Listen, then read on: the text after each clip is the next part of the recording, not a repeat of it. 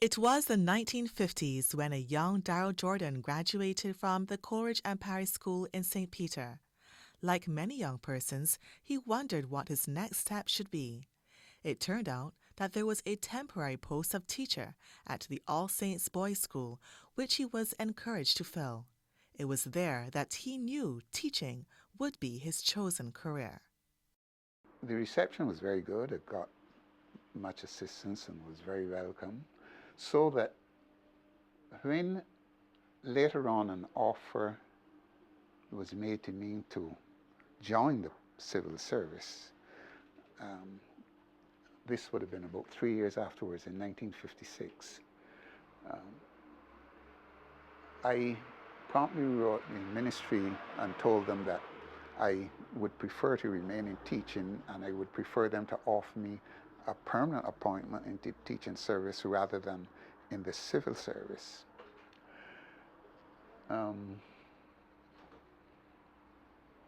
One of my former principals, or head teachers, Mr. Gilbert Miller, was in the Ministry of Education at that time. I think he could have been permanent secretary at that time.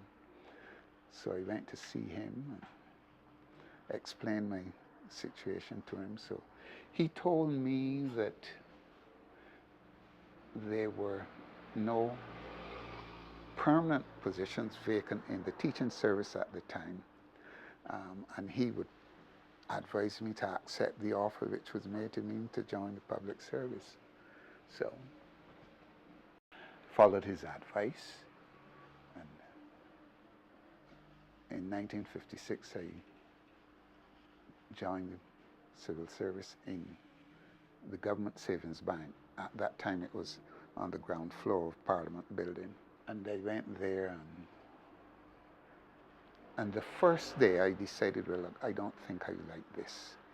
I prefer my classroom with my children.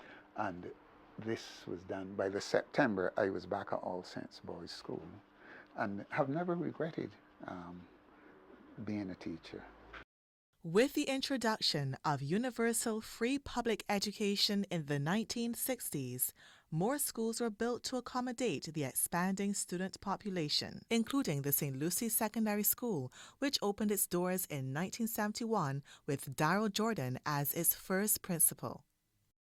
Admitting he was somewhat hesitant about taking up such a great responsibility, Daryl Jordan eventually devoted 24 years of his career to the school, often experimenting with the curriculum.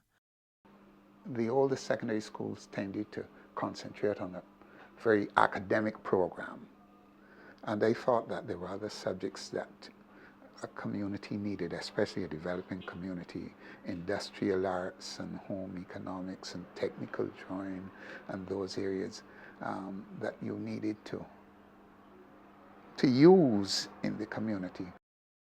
I also had strong views about decisions which were made about who would study what, that girls would study home economics. I was interested in giving boys an opportunity to learn home economics, because I thought it was a subject that both sexes should be au fait with.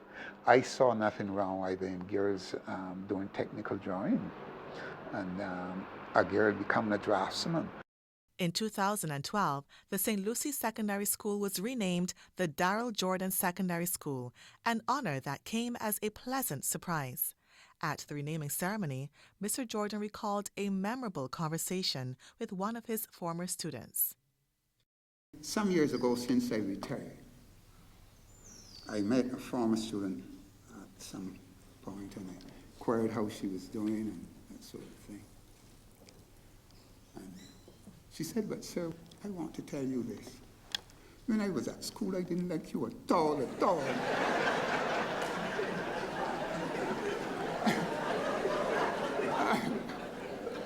I said to her, "I don't believe that you are the only student who would honestly confess that. But," I said, "you know, we cannot manage a school on the basis of a popularity contest." She said, "But sir, I told you that to tell you this.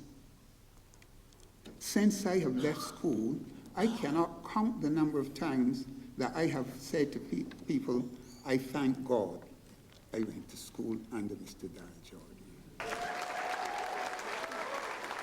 Raise me up to walk on stormy seas. I am strong when I am on your shoulders. You raise me up towards an I can